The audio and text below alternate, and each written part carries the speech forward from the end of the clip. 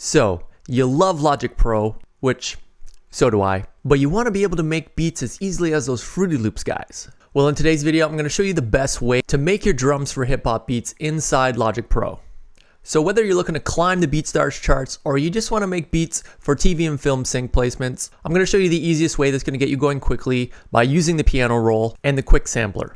So the old way to do this would be to fire up Ultrabeat and just kind of use this to program your drums. But if you're like me, you don't have a degree in mechanical engineering, so let's get rid of that right now. No, but in all seriousness, I love Logic, but this has got to be one of the most complex interfaces of any plugin. So what I do is I hit F to open up my browser window here. I go on over to my samples drive and I'm going to go and I'm going to grab a clap first.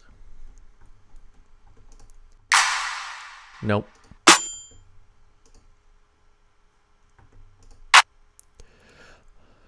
Just going to grab a standard Johnny Giuliano clap. So I'm going to click, I'm going to drag it over, and I'm going to hit the quick sampler original, and I'm going to let go. And so now this opens up the quick sampler, which is the latest thing to replace the EXS24. And so mine's defaulted to open up on the one shots. So the only thing that you really need to change here is go to polyphony and change it to mono. So that way that none of the notes are going to overlap, or none of the samples are going to overlap. Okay, so you got your clap there. Now you're going to go over here, you're going to open up the pencil tool, and you're just going to draw that in. So now you got yourself a MIDI region, just spread that out to 4 bars. Hit P to open up the piano roll.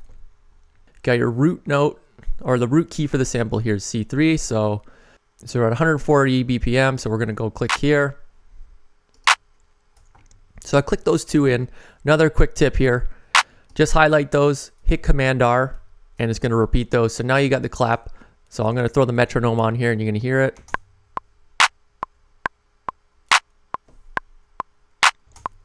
All right, boom. So now you have the clap pattern going. So then again, you can go back into your samples folder, pull up a hi-hat, click and drag it over, quick sampler. Hi-hat, the asterisk here for hi-hats, because especially with hip hop, chances are you're going to be doing hi-hat rolls. So you're going to want to keep the polyphony on 16. I mean, it doesn't necessarily have to be 16. Chances are you're not having 16 hi-hat notes hitting at once. But just keep it there. Don't put it to mono because you want those samples to be playing at the same time. And I'll show you why. Okay, so we got the blank MIDI region drawn in here again. And I'm just going to quickly draw in a hi-hat pattern. So I'm going to draw in the basic one first. So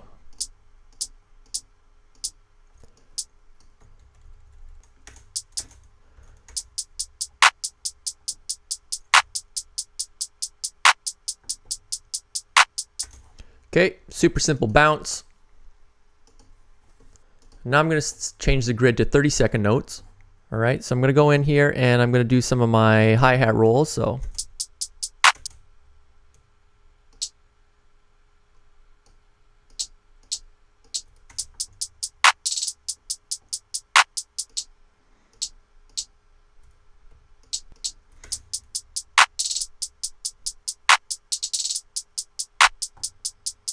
okay, nice little pattern there.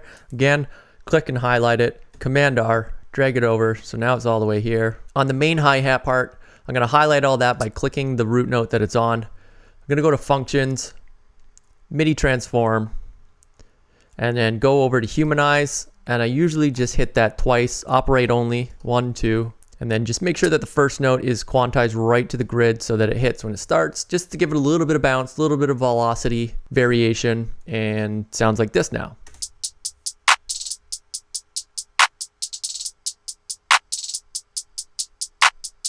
So now we're going to repeat the same by throwing in a kick.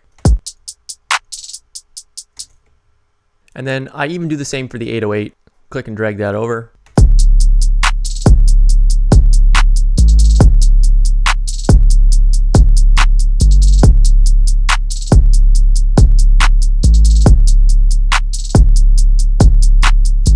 And so just like that, you can lay your drums out. See the guys doing in Fruity Loops. I know they added the new whole drum pattern feature to it, but I prefer to do it this way. It's way easier to do it on the piano roll. And the best part and the most useful thing about this is that once you do this, you can just go ahead and set up yourself a template so that every time you open it, you have these drums ready to go. Let me show you. So save to my templates, I have my beat template here. So now when I open it up, I have everything from the 808 kick, clap, snare, the hi-hat, open hi-hat, percussion in rims, which is like more than I'll ever need in a hip-hop beat. I typically use these amount just because I like to spice things up, like using the rim shots and the percussion. So I laid out the 4-bar patterns with blank canvases. I have samples that I've chosen to use as my default ones for each one so that I can open a track up, I can set the BPM, I have an instrument instance open here so I can choose contact, I can choose alchemy, whatever I'm going to use for that day, come up with a melody idea, and then like I don't even need to hesitate. I already have these all laid up, so if I just wanted to like start playing, I'm all set up. Like my samples are already good to go. And then the like super hot tip on this is that make yourself a go-to drums folder. So in my samples drive, you will see a billion samples because I'm one of those guys. But I got my go-to drums here. So I have complete kits from songs that or like beats that I've already used that sound really good together. But individually, I go in and I have the select amount of 808s that I use. So anything from like 8 to 10 different samples. Same thing for the claps. So that it's just like I'm able to move quickly because when you're in that creative state, you want to keep going quickly. You don't want to slow things down by like sorting through all these samples that you will never use most likely. So refine your kits, set yourself up a beat template like this, and trust me, you're going to be pumping out beats left, right, and center. This is how these guys do these 10-minute beats, trust me. And this is useful for whoever you are. As long as you're producing hip hop, maybe even EDM, you can build a template like this. I've seen some people where they'll like click and drag the sample onto the grid, and then like each and every time they want that sample to hit, they'll do it, and then they'll copy and they'll paste it, and then they'll do it again over here. That is painstaking. Just set it up. Maybe you want to play it on the keyboard, so you could do it this way using the quick sampler. So that's all I got for today, guys. If you want to see more workflow tips like this, let me know. Put them in the comments, come up with ideas. If you have any questions about this, how to set up the beat template, feel free to drop me a comment too. I'll be happy to answer them. And if you're somebody that already has their workflow set up a different way, feel free to chime in. Let me know. Maybe there is a better way, but for me, this is the best way for me to do it. Then it makes sense. But to me, honestly, I was using Machine before this to do my drum patterns. I would use Machine inside of Logic for that reason. And I just found that this is like the most intuitive for me, and it works well. It never slows me down, so I'm just going to keep using it this way. So as always, guys, thank you for watching, and I'll catch you in the next video.